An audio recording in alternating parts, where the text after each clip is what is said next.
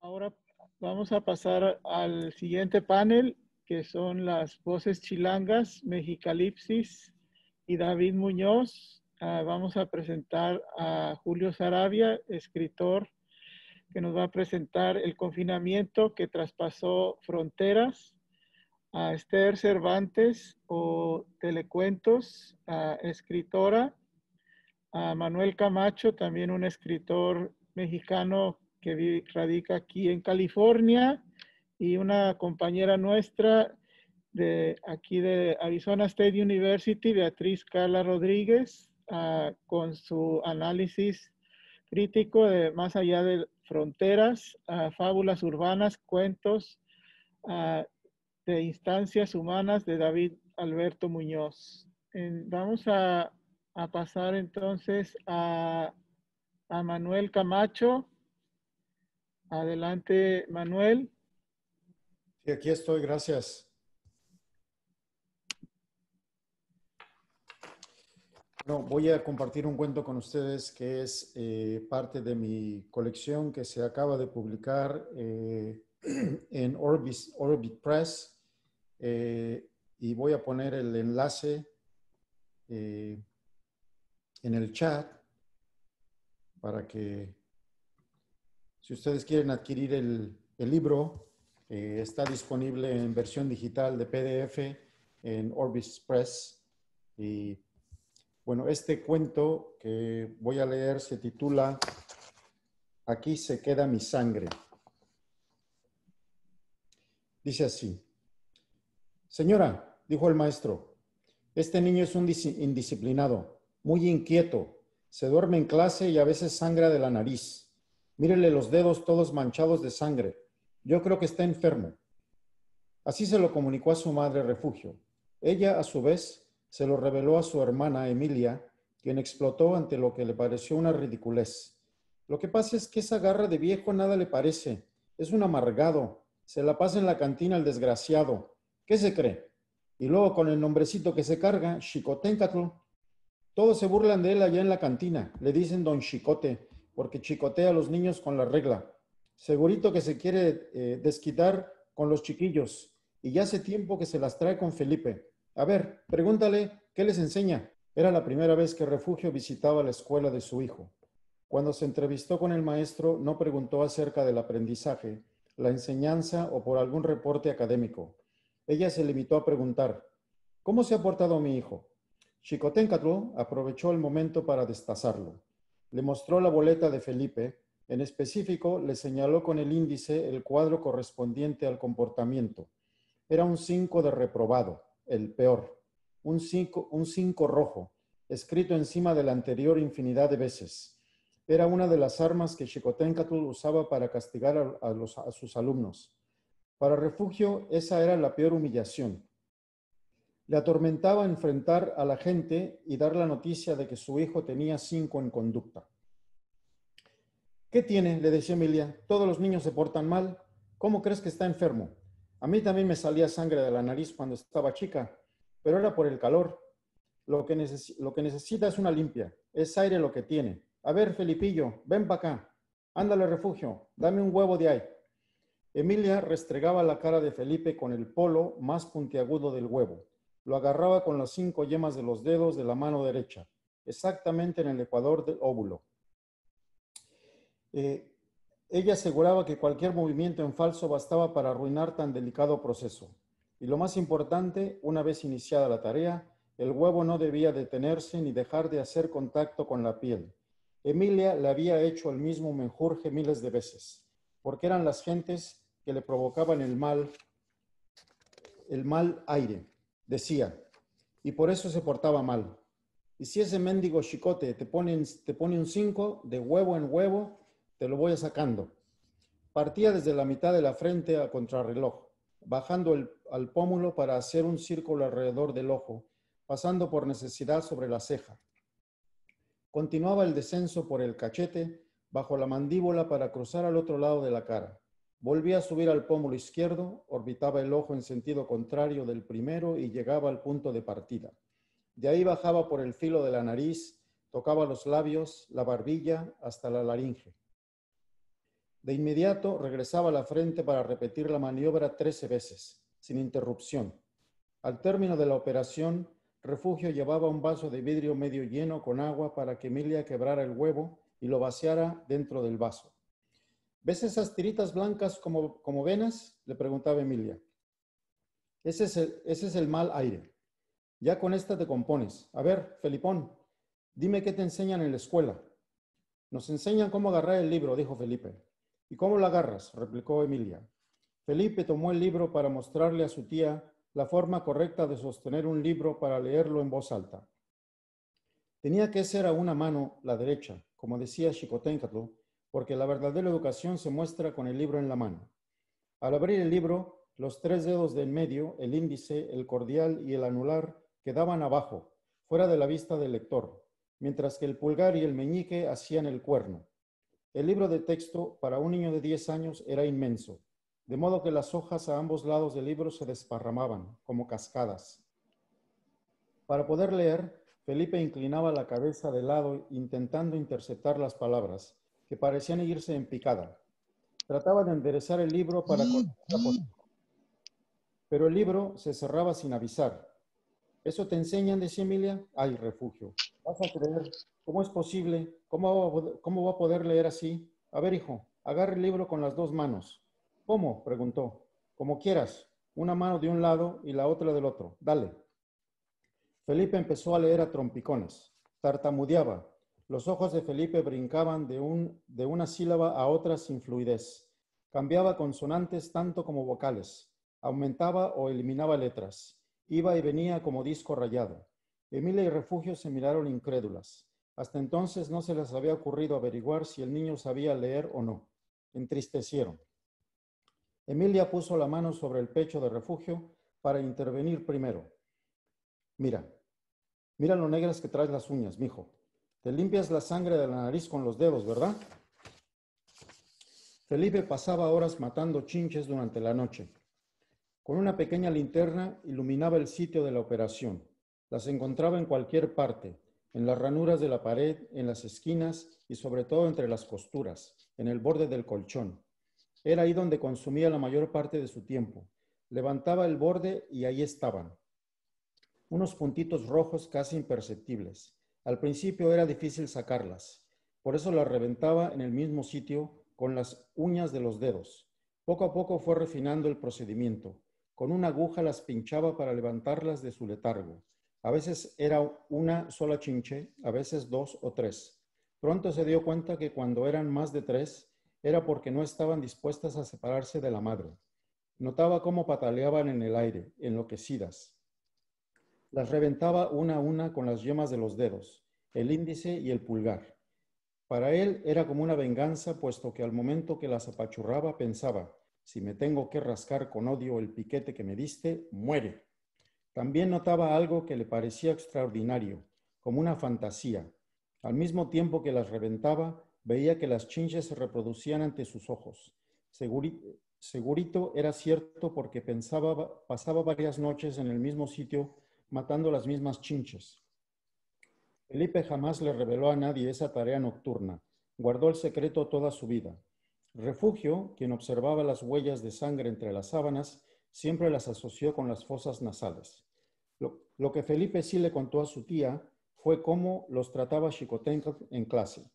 El maestro salía del salón muy a menudo, tal y como decía Emilia, y el resto de la gente se pasaba hasta tales horas de la noche, hasta altas horas de la tarde en la Nueva Luz, la cantina de la Glorieta, junto con el director y otros colegas, consumiendo cubas libres a más no poder. No se sabía del todo cuándo estaba en clase.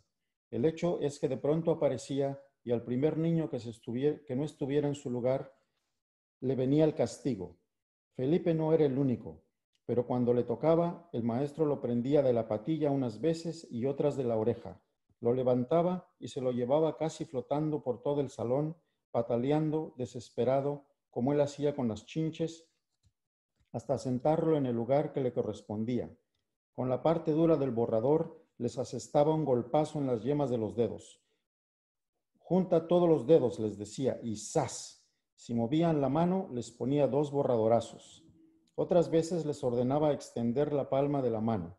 Con la regla de 1 metro les plasmaba un golpetazo seco. ¡Plas! A veces era en el dorso de la mano y otras en las nalgas. Por eso le apodaban Don Chicote. Si no quedaba contento con el castigo, llevaba a los niños a su escritorio. Ahí, enfrente de ellos, escribía con tinta roja un 5 en conducta marcado y remarcado. Los niños quedaban más dolidos por eso que por la golpiza. Vientre de viejo, decía Emilia, pero mañana me las paga. Al otro día, Xicoténcatl decidió enseñar aritmética. Vamos a trabajar con divisiones de 2 cifras. Teresa, pasa al pizarrón, exclamó. Madre Santísima, Teresa, Teresa, Dios mío, nadie la conocía por Teresa. Ella era Teresita. Ella atendía a los clientes en la tiendita. ¿Qué le vamos a dar hoy, marchantita?, decía ella. Teresita, dame 1 kilo de azúcar, medio de frijoles, 1/4 de arroz, media docena de huevos. Teresita sumaba, restaba, multiplicaba, dividía todo en su cabeza, mientras envolvía y cerraba cucuruchos. Recibía el dinero y daba el cambio exacto sin equivocarse jamás. Nadie le ganaba a Teresita a hacer cuentas. Muchas gracias, Teresita, eres muy amable, le decían.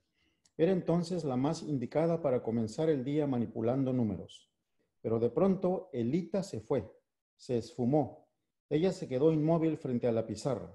Ahí, ante la mirada expectante de todos, Teresita se convirtió en Teresa a secas. Eso la marcó para toda su vida.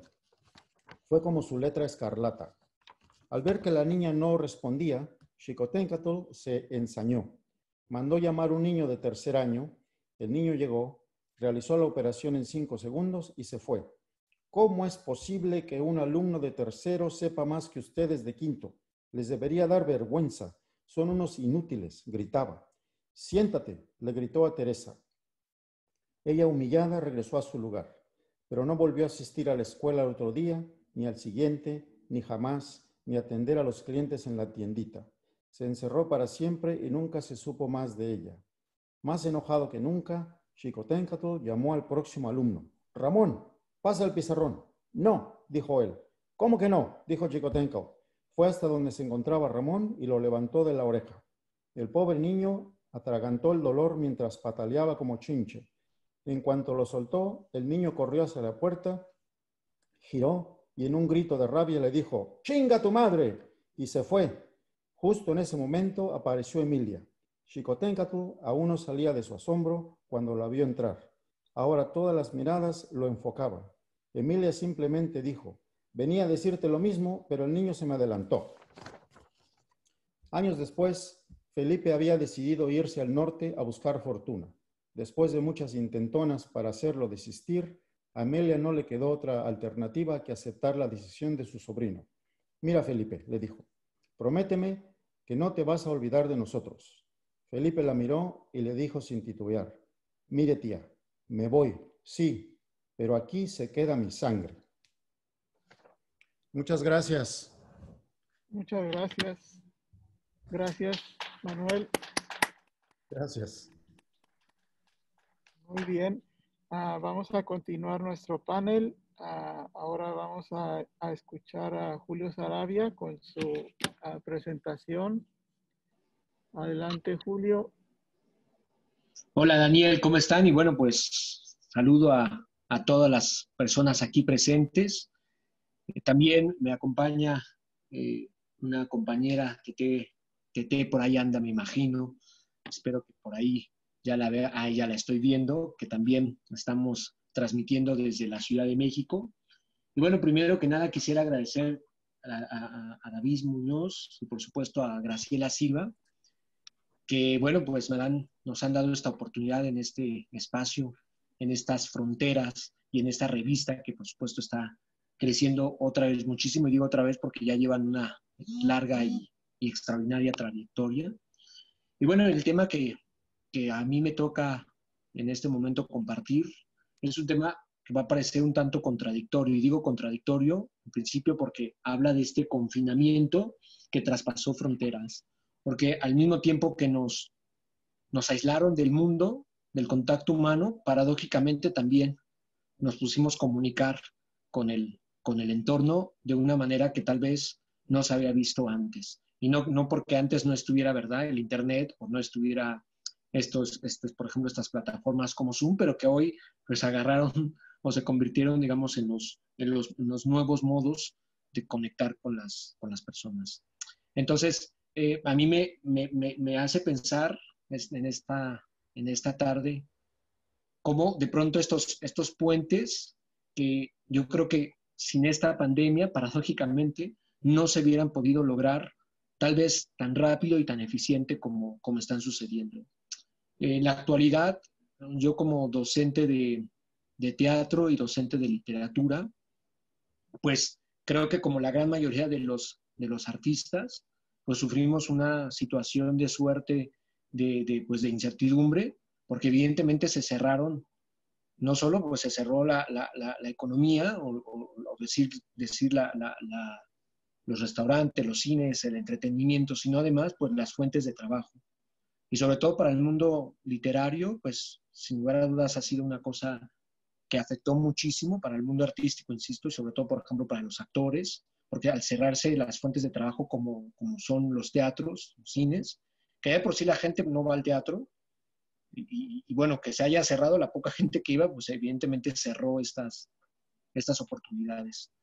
Pero que de pronto ahora nos hemos replanteado otros escenarios, porque si bien se cierran puertas, se abrieron otras. Se cierran puertas, se abrieron otras.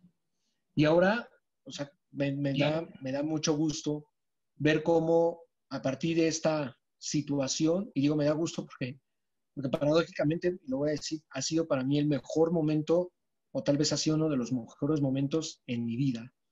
Porque si bien se cerró claramente unas puertas y fuentes de trabajo, se abrieron otras que están, por supuesto, marcando otro rumbo muy distinto y planteando otros retos muy distintos.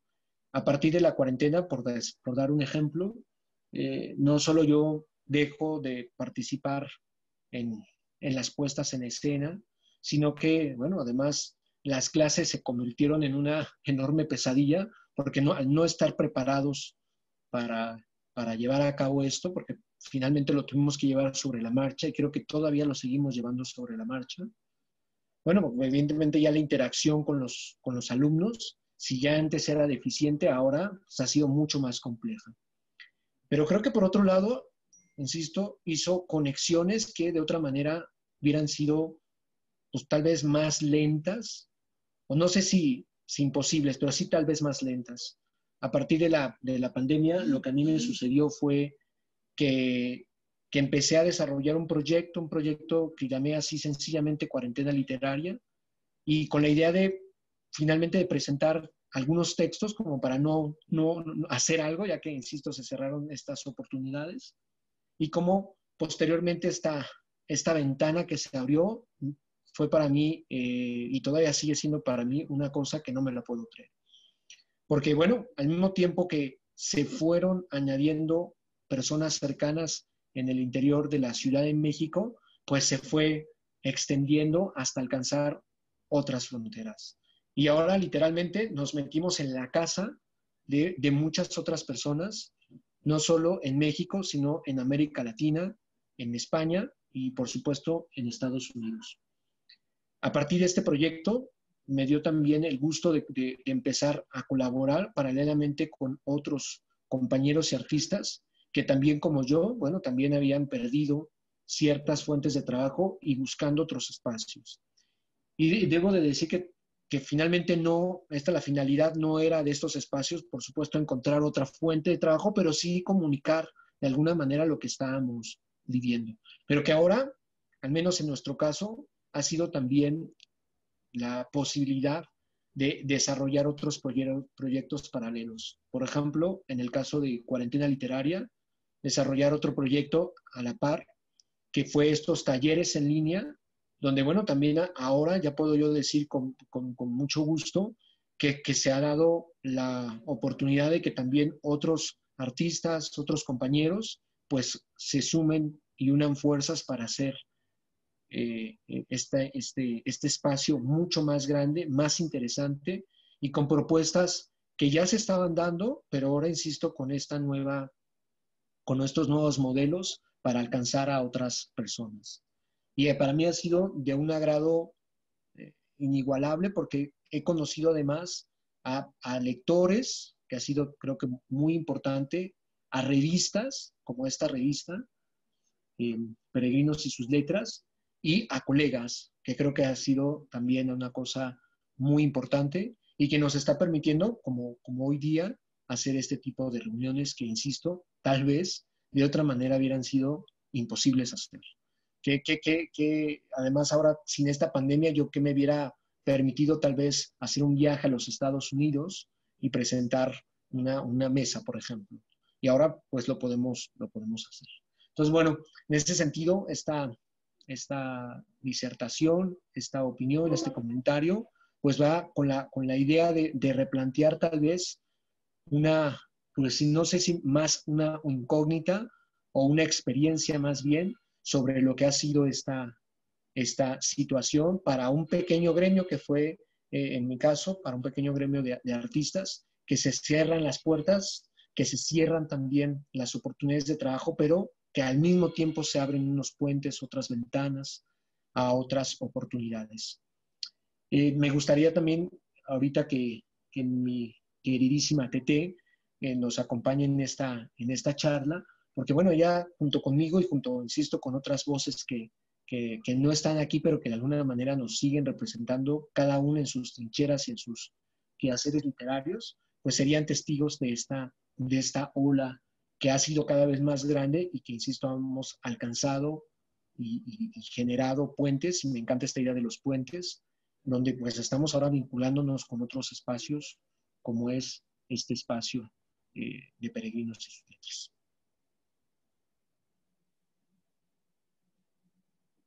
Creo que ahí está, Tete, ahí ya. Claro, aquí estoy. Gracias. Gracias. Bueno, pues comentando con lo que dice Julio, la verdad es que esta pandemia nos trajo cosas maravillosas. Bueno, ¿sí me tocaba el turno o todavía no? Pero creo que sí, ¿verdad? Sí. Ok, gracias, Daniel. Y bueno, pues gracias, Julio, por la invitación. Y pues efectivamente, ¿no? La pandemia creo que abrió otros horizontes y nos abrió otras posibilidades, ¿no? Se abrieron un universo de posibilidades porque no quiero sonar así como muy fatalista, pero el sector cultural y artístico fue el que como que sí le pegó un poco a la pandemia, ¿no? Debido, en mi caso, yo soy promotora de lectura, narradora, titiritera, cuentacuentos, y mi fuente de trabajo principal está en las escuelas. Al no haber escuelas, me veo en la necesidad de buscar otras alternativas. Entonces, esta parte de hacer redes va construyendo como otros caminos, y la verdad es que fue maravilloso. Todo esto llega a colación una historia que les voy a narrar el día de hoy, y esta es la historia del cuento de nunca acabar. Porque francamente muchos vimos esta pandemia como el cuento de nunca acabar. Decían, ya en la cuarentena se termina y se reanudan las actividades. Y yo decía, bueno, 40 días encerrada, está bien. Pasaban el día 38 y en el día 38 te decían, otros 40 días. Y decías, ok, otros 40 días, vamos a esperar.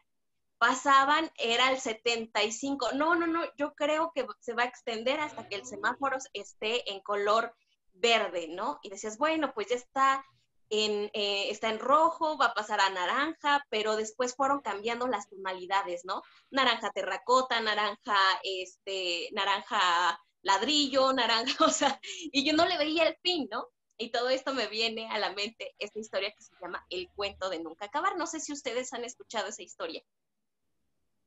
Bueno, pero o sea, ahí está, es muy famosa esa frase que decimos todos los adultos de que este es el cuento de nunca acabar. Y dice así, que érase una vez, allá por las lejanas tierras del norte, un rey que tenía mucho dinero y poseía una gran extensión de territorio. Pero este rey era algo caprichoso, porque le encantaba que le contaran cuentos. Tenía tanto poder y tanto dinero que se daba el lujo de contratar todos los días a un cuentacuentos para que le contara historias. Pero el rey, como era caprichoso, siempre quería más y más y más y más y más y más. Hasta que un día dijo: daré la mitad de mi fortuna a aquel que sea capaz de contar el cuento de nunca acabar. Claro que esta noticia se propagó por todo el reino. ¿Qué digo por todo el reino? Por todo el mundo. Y llegaron cuenteros de todos los lugares a probar suerte. Había cuentos que duraban 2 horas, 20 minutos, 3 días, 8 semanas, 4 meses, 5 años, pero nunca, nunca había un cuento que no tuviera final. El rey estaba indignado, furioso. ¿Que acaso en este mundo no hay alguien que me cuente el cuento de nunca acabar? No solo daré la mitad de mi fortuna, daré todo lo que tengo, pero si no lo hacen, claro que esta advertencia retiró a muchos de la puerta. Así que el rey decidió poner el letrero, pero nadie se asomaba. Es más, nadie llegaba. Hasta que un joven llegó y al verlo, tocó la puerta. Buenas tardes, su majestad. He venido a contarle el cuento de nunca acabar. El rey, al ver a aquel joven, se echó a reír. ¿Cómo era capaz que un joven contara el cuento de nunca acabar? Había tenido cuenteros de gran experiencia y ninguno lo había logrado. Le advirtió que si no lo hacía, no se preocupe, usted póngase muy cómodo, que ahí viene el cuento. Y el cuento más o menos decía así: érase una vez, hace mucho, pero mucho tiempo, como suelen ser todos los cuentos, un rey que, al igual que usted, poseía mucho dinero y una gran extensión de territorio. Este rey mandó a construir un granero tan enorme que no bastó la cosecha de un año, bastó la cosecha de 10 años para poder llenar aquel granero. Cuando terminaron de llenar aquel granero, cayó una plaga de chapulines que terminó con todo lo verde que había a su alrededor, excepto con los granos que se encontraban en el granero. Pero como estos chapulines eran muy astutos, vieron la forma de entrar a aquel granero, pero aquel granero estaba muy bien construido, hasta que se dieron cuenta que había un pequeño orificio diminuto, en el que de a uno por uno podía entrar y salir con un grano de maíz. Ahí ven a los chapulines haciendo una fila para poder entrar. Y entraba un chapulín y salía el otro. Y entraba uno y salía el otro. Y entraba uno y salía el otro. Bueno, así comenzó el cuento. Y el cuento, pues así estaba siempre con la misma frase. Y entraba uno y salía el otro. Y entraba uno y salía el otro. El rey se la pasaba todo el tiempo durmiendo porque el cuento siempre tenía aquella frase que decía: y entraba uno y salía el otro. Así pasaron 5 meses, con 4 semanas, 3 días, 2 horas, 8 minutos, 14 segundos, y el cuento seguía diciendo lo mismo. Y entraba uno y salía el otro, y entraba uno y salía el otro. Ay, oye, ya va a terminar el cuento, ¿verdad? No, su majestad, apenas los chapulines llevan un cuarto de granero. No me interrumpa, porque si me interrumpe, vuelvo a comenzar. Y entraba uno y salía el otro. Así volvieron a transcurrir 3 años, 9 meses, 8 días, 12 minutos, 14 segundos. Y el cuento siempre decía lo mismo. Y entraba uno y salía el otro. Y entraba uno y salía el otro. Hasta que el rey le dijo: oye, ya terminó, ¿verdad? Ya terminó, ya, por favor. No, su majestad, mire, apenas los chapulines llevan la mitad del granero. La mitad del granero. No me interrumpa, porque si me interrumpe, vuelvo a comenzar. Y entraba uno y hasta que el rey no pudo más y dijo: ya basta, ya cállate. Te doy lo que quieras, pero cállate. Pero su majestad, usted me pidió el cuento de nunca acabar. Ya sé lo que dije, pero es que esto es insoportable. Cállate, por favor. Aquel joven se había hecho de una gran fortuna y el rey decidió irse muy lejos, lejos de los cuentos, de los cuentacuentos, de los graneros y de los chapulines. Y colorín colorado, colorado, colorín, este cuento no ha llegado a su fin. Y bueno, con esta historia me gusta porque es como un recurrente a todo lo que vivíamos de la pandemia. Y con estas mismas historias era acercarnos por medio de una pantalla a entrar al hogar de muchas personas, ¿no? Como ya lo mencionaba Julio. Posteriormente se da este encuentro hermoso de crear talleres, ¿no? Juntar toda la experiencia que teníamos cada uno de los que integraba Cuarentena Literaria y hacer un proyecto en el que iba encaminado a crecer con los demás, ¿no? En mi caso, el taller que yo doy es herramientas y estrategias para el fomento de la lectura. Y ha sido un camino maravilloso porque me he encontrado con profesores, con mediadores de lectura, con un montón de personas de diferentes lugares que, si bien por la pandemia no hubiera sido posible, ahora es todo un éxito, ¿no? Y la verdad es que ha sido algo maravilloso.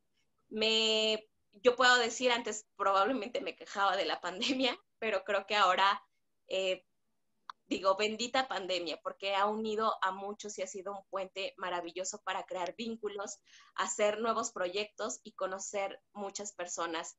Mi participación en Cuarentena fue una vez que Julio me invitó y se inició, Cuarentena inició Julio el 20 de marzo. El día 28 de marzo yo estaba transmitiendo los domingos a las 12 del día y diciendo, viajeros, ¿cómo están? Bienvenidos a Cuarentena Literaria. Y contando historias. Y desde ese día hasta hoy no he dejado de hacerlo. Y para mí, los libros me han salvado, los cuentos me salvan. Y antes, hay un cuento que se dice que había un hombre, ¿no? Que decía que antes contaba historias para cambiar al mundo y ahora cuenta historias para que el mundo no lo cambie a él. De esa misma manera, yo cuento historias para que esta pandemia y todo lo que está pasando en este mundo no me cambie. Y muchas gracias. Muchas gracias. Gracias. Gracias, Tete. Muchas gracias. Muchas gracias. Gracias, Julio. Gracias. Muy bien. Gracias. Muy bien, ahora continuamos con esta mesa. Con la presentación de Beatriz Cala Rodríguez, que nos va a presentar Más allá de fronteras, fábulas urbanas, cuentos e instancias humanas de David Alberto Muñoz. Adelante, Beatriz.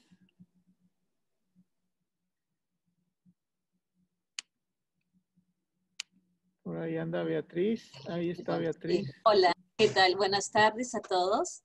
Es un placer para mí estar aquí hoy día compartiendo esta charla. Entonces, voy a empezar con una cita. Al final de cuentas, todo parece ser relativo al incondicional instante de un suspiro humano, cuando la sangre rueda. El aliento se pierde, las articulaciones se extravían pensando en su falta de oxígeno y la misma palabra creadora de hace más de 2000 años pierde significado ante la realidad actual de un mundo en total proceso de destrucción. Terminó la cita. Las líneas precedentes son parte de la última obra que escribió nuestro peregrino de las letras, David Alberto Muñoz, quien ha dejado un gran vacío en las letras y a todos los que tuvimos la fortuna de conocerlo.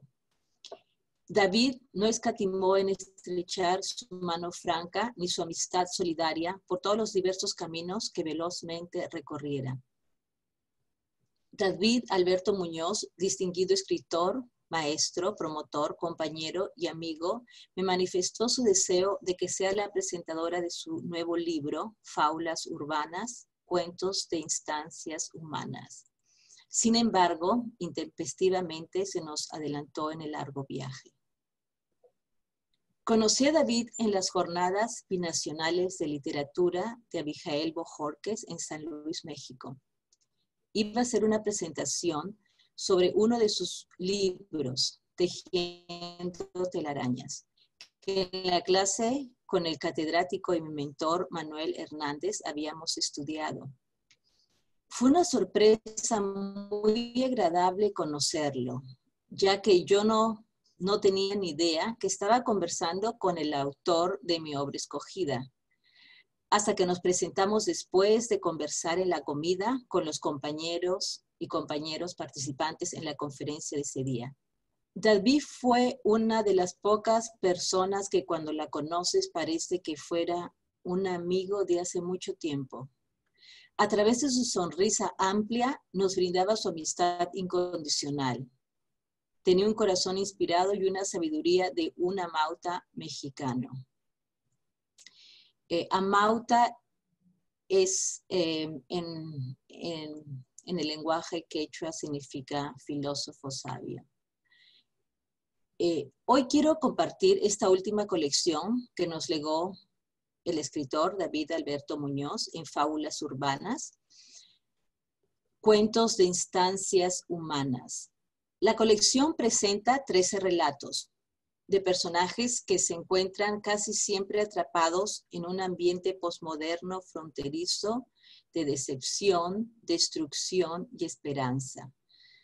En la obra se revelan situaciones que representan contradicciones universales, las cuales nos invitan a replantear las relaciones de subjetividad neocolonial mexicana, chicana, latina, estadounidense en un marco transnacional, utilizando un lenguaje evocador y existencial que se vuelve cada vez más surrealista a medida que fluyen las historias.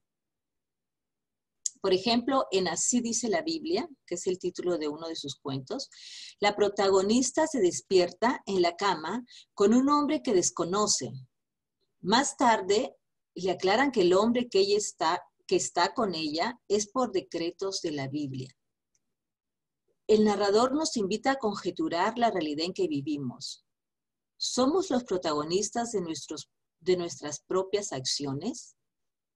En términos de Miguel de Unamuno, la palabra como creadora del archivo histórico humano lo posiciona al sujeto solo como un, entre comillas, entre ficticio.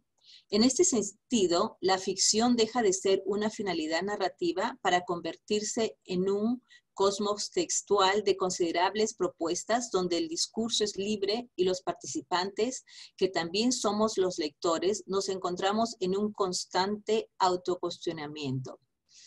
Asimismo, en otro de sus relatos, que se llama Hechizos de Amor, los adolescentes embelesados por la amiga Lucía caen, y abro cita, en un sueño profundo del cual parecemos todavía no poder despertar. El cuento continúa y uno se pregunta, ¿y por qué todavía no han despertado los protagonistas del relato?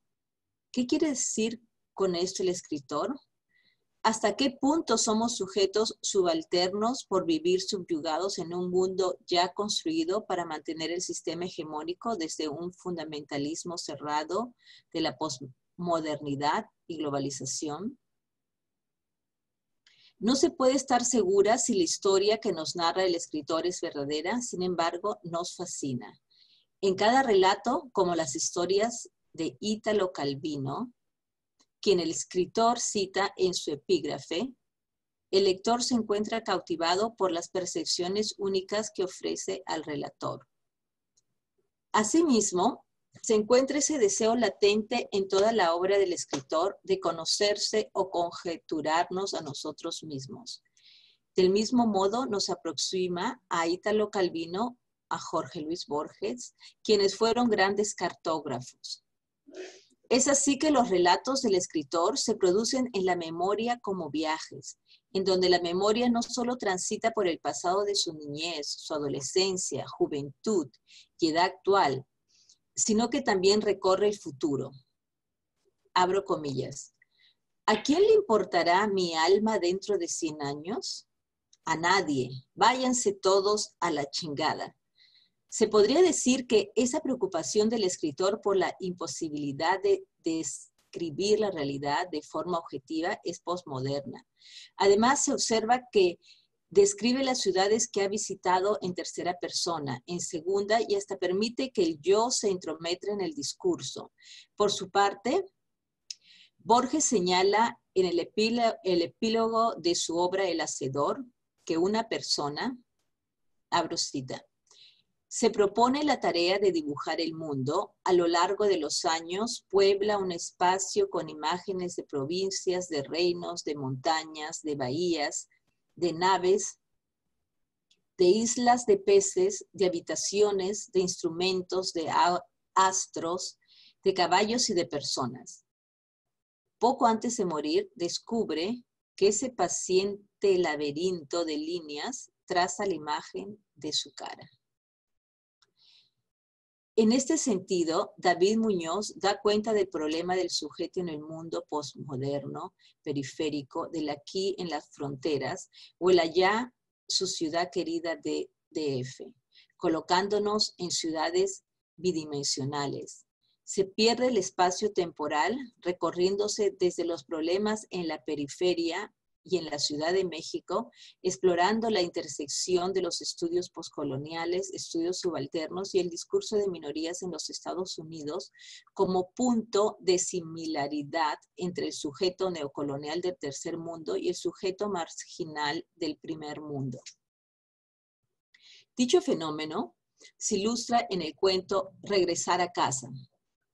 El personaje Rufino Fonseca es acechado por el temor e inseguridad de un mundo que ha cambiado para criminalizarse en la violencia del ciudadano. Asimismo, en Frontera, otro cuento, el lector es partícipe de un silencio, abro comillas, un silencio que puede oler a pavor. Termino comillas. Igualmente, la presencia de un mundo estéril y dirigido por una barbarie, la cual nos está conduciendo a una inevitable autodestrucción, crea apatía en los personajes. Y abro comillas. Somos como extraños, como máquinas que no sentimos nada ya. Cierro comillas. Precisamente, estos elementos se hacen vigente en las sociedades controladas en sus distintas facetas. Según Erich Fromm, uno de los fenómenos de los conflictos del sujeto postmoderno es la restricción de la libertad y la apatía del individuo. En este sentido, los objetos se desvinculan de su significado, que les da una función intrínseca para convertirse en símbolos de prestigio. Esta característica es evidente en el señor Rangel, cual, y abro comillas, cual mirada se quedaba perdida detrás de imágenes que pasaban sin ser percibidas. Más bien, era como si pudiera permanecer con los ojos abiertos, en la espera de algo de lo cual ni él mismo estaba seguro que era. Termino comillas. Exactamente, el señor Rangel se convierte en objeto sin vida, desea desaparecer ya que él mismo y la sociedad fetichista lo ven como un estorbo por su edad avanzada. El señor Rangel se siente frustrado y despreciado y piensa que, abro comillas, todo el mundo me quiere chingar. Percibimos que a través de imágenes se logra una manipulación social que instaura una forma de control en donde no existe tiempo para alcanzar la felicidad, ya que la organización social de nuestras sociedades viven a partir de una velocidad frenética. Por eso observamos el abandono, la falta de libertad del sujeto posmoderno y su angustia existencial. De esta forma, solo hay tiempo para trabajar, ya que se requiere conseguir los objetos correspondientes para alcanzar el estatus deseado.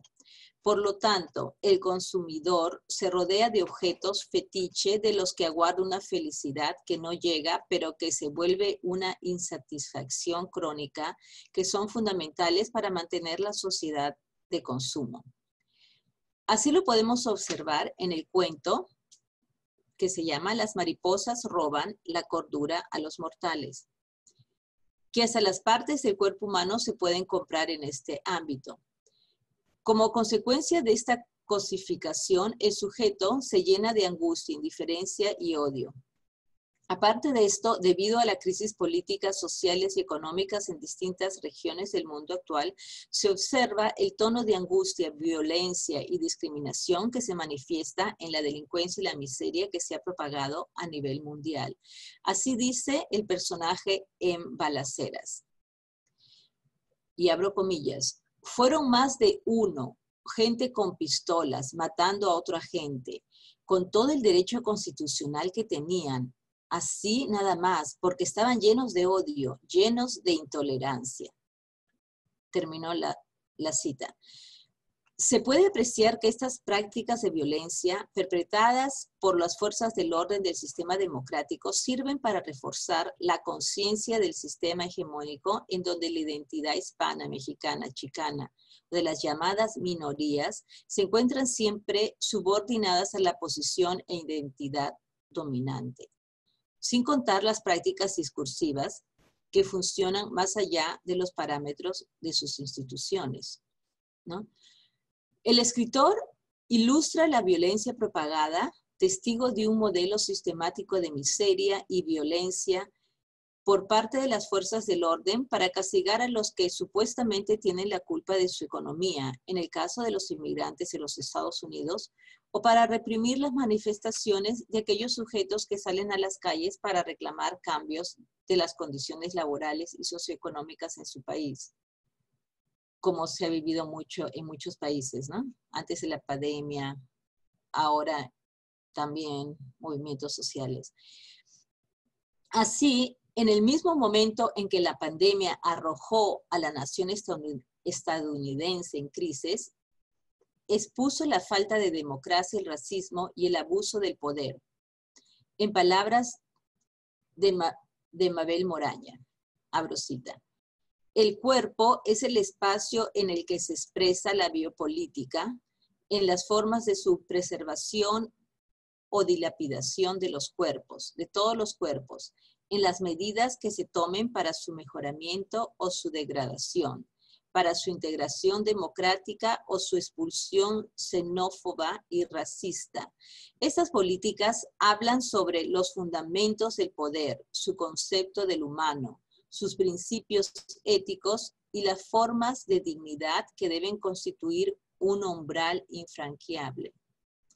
Precisamente, terminó la cita, precisamente los movimientos de antirracismo insisten en su reclamo a los derechos de ciudadanía para todos sin exclusión de raza, etnicidad o género, siendo significativo la reconceptualización como una circunscripción que incluye a los subalternos o sujetos marginados del primer y tercer mundo. En este sentido, Fábulas Humanas no solo nos presenta la tragedia existencialista del individuo de todos los tiempos en un marco posmoderno, urbano, arrastrado, dirigido por una barbarie nueva, sino que nos ofrece nuevas salidas y perspectivas para un renacimiento humanista a partir del urgente compromiso de cambiar el orden de las cosas y rescatar el amor y la solidaridad que se oponen al neoliberalismo impuesto. Y abro comillas. Necesitamos que las mariposas nos roben la cordura a los mortales. Tu tía Clara tiene razón. Necesitamos de ese calor que nos invade a todos los humanos para poder sobrevivir. Cierro la cita. Terminé. Muchas gracias, Beatriz. Gracias. Gracias. Pues tenemos aproximadamente unos 10 minutos antes de tomar un receso de 1 hora. No sé si tengan algunos comentarios para se abre el diálogo con este panel. ¿Tienen preguntas? ¿Comentarios para este panel chilango?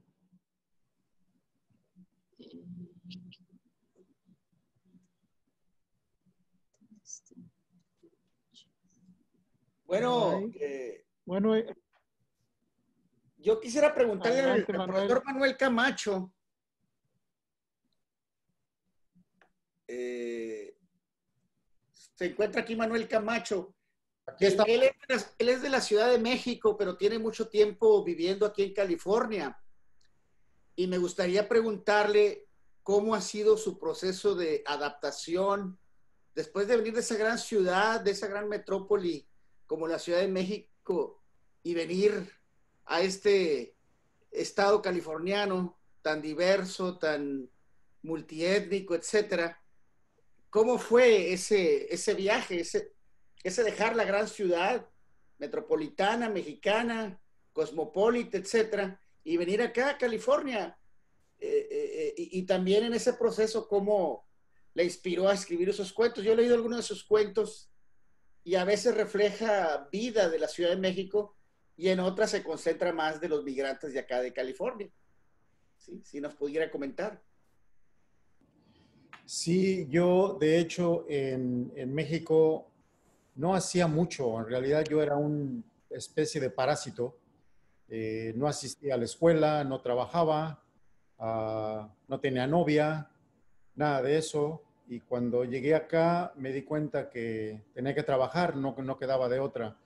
Entonces, ese fue el proceso de adaptación, trabajar y tuve que aprender inglés y eso me ayudó a aprender, a integrarme a la cultura americana y eh, los, realmente no tuve problemas adaptándome a la cultura, tuve problemas en cuanto a trabajo, dónde vivir, todas esas cosas, pero creo que yo estaba dispuesto a, a venir aquí y hacer una vida, aunque siempre pensando que iba a volver.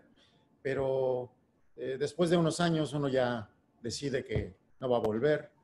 Eh, y poco a poco me fui integrando a la vida estudiantil, a, a las amistades y me encontré con mucha gente que me ayudó, me apoyó. Entonces, en ese sentido, para mí no ha sido una vida difícil, eh, porque siempre la gente que me ayudó, siempre todo ha sido muy divertido, a pesar de que a veces no hacía nada, ¿no? Etcétera, etcétera. Y en cuanto a la narrativa de mis cuentos, siempre tengo esa conexión con la ciudad, siempre tengo esa conexión con los juegos de la infancia, con los amigos de la infancia, con la familia, la casa donde crecí, los diferentes juegos, las diferentes actividades en la escuela, cuando yo narro cuentos acerca de mi experiencia como estudiante, no es una narrativa donde yo aprendí algo, sino que es indisciplina y juegos, etcétera, etcétera. Y ese tipo de cosas, ir a los tacos, lidiar con los perros en la calle, que parece que no tienen dueño, pero andan por ahí como todos, ¿no? Todos en la calle. Y todas esas cosas. Pero sí, siempre me concentro en algo de México, siempre para mantener esa conexión y lo que narro acerca de vivir en este país, pues son observaciones que siempre estoy ahí tratando de pescar, siempre estoy a la pesca para ver qué se me ocurre y escribir algún cuento o algún poema o alguna obra de teatro o como Tete Cuentacuentos, se me antoja contar un cuento y lo hacemos, ¿no? Tenemos una actividad acá en Stockton de cuentacuentos y me gustaría hablar con Tete Cuentacuentos para, para tratar de animar a que la gente cuente cuentos y no solamente contar su vida, sino que concentrarse en la literatura hablada. Sí, pero básicamente eso es lo que he estado haciendo. Sí, sí, gracias por la pregunta. Sí, Sí, gracias. tuve que pensar un rato, ¿eh? Sí. Y es difícil ser chilango aquí en Estados Unidos. Yo he dado un par de cursos sobre cultura mexicana y Ciudad de México y pues yo creo que he aprendido más aquí de la Ciudad de México que viviendo allá. Allá cuando vivía, me acuerdo, cuando escuchaba una estación de radio, pues era La Pantera, ¿verdad? Y eran puras música en inglés, ¿verdad? Rock en inglés. Cuando prendía la televisión, pues era el cable y teníamos programas de acá de Estados Unidos. Pero yo creo que los tiempos han cambiado y como dice Julio, ¿verdad? Y ahora que estamos encerrados, hemos tenido más la oportunidad de estar en esta pantalla. Yo creo que la pantalla nos permite transportarnos pues, a los espacios donde tenemos interés y me he transportado mucho a la Ciudad de México en forma virtual con mis estudiantes. Estoy haciendo ahora un curso sobre sobre las revoluciones y posrevoluciones en México desde 1910 hasta esta época actual y realmente hay tanto y tanto material que es increíble lo que uno puede captar y puede encontrar uh, sobre México y sobre la Ciudad de México.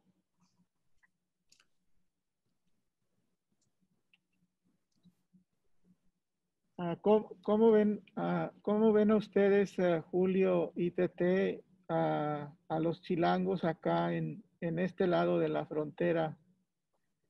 Me gustaría preguntarles. Bueno, creo que a mí nos ha sucedido, tal vez ahora con estos encuentros, que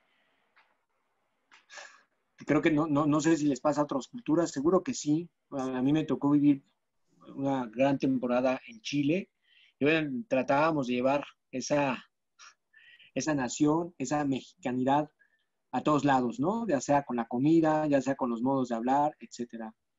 Pero creo que, le decía hace poco a unos amigos, creo que es muy distinto con lo que sucede respecto al norte, porque, bueno, finalmente uno puede migrar a otras partes del mundo y se lleva un pequeño pedacito de México, pero ese pequeño pedacito de México finalmente después pues si no se pierde, se disipa, tal vez con mucha facilidad, porque, bueno, tiene que imperar necesariamente la cultura fuerte o la idiosincrasia fuerte, ¿no? Entonces, por ejemplo, en ese caso en Chile me sucedía que más bien me apropiaron, ¿no? Ya hasta el acento y todo, ya teníamos ahí, ya estaba yo muy coludido con ellos.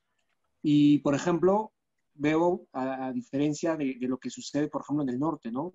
O con otros amigos que se han ido y en realidad hay otra apropiación del país, a una extensión del país, pero al mismo tiempo, ¿no? Lo que decíamos la otra vez en esta charla que tuvimos también en la entrevista con Cuarentena Literaria, que en realidad es una extensión de otro México, que al cabo también es un México que ha tomado y echado otras raíces y que, bueno, se ha alimentado, por supuesto, de esta cultura del norte. Y creo que ahí sí está muy no sé si muy definido o mejor definido que en otras partes, pero que sí veo evidentemente muy, muy distinto. Entonces, y que ahora no sé si la gente del norte en realidad cuando nos ven en este apelativo de los chilangos, que somos en realidad eso, ¿no? Otra cosa también ahí muy, muy de la ciudad y siempre que vemos además a otros estados, ya ni siquiera el norte, a otros estados como otra cosa rarísima, ¿no? Otra cosa ahí, que finalmente sí está dentro de este país, pero que no se parece a la Ciudad de México, ¿no? Entonces, bueno, creo que para mí la experiencia en realidad para mí es más enriquecedora ver a estos otros mexicanos que por supuesto ya han desarrollado, han preparado, desarrollado otro tipo de cultura paralela y que, bueno, ya está finalmente comunicando otro tipo de realidad, otro tipo de país. Y bueno, creo que eso es finalmente parte de obviamente de la globalización, de la migración y por supuesto de la literatura, que es algo que se está constantemente moviendo, transformando.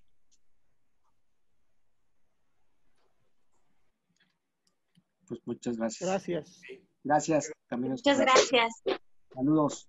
Gracias. Me pongo en contacto, Manuel. Sí, Tete. Gracias por participar.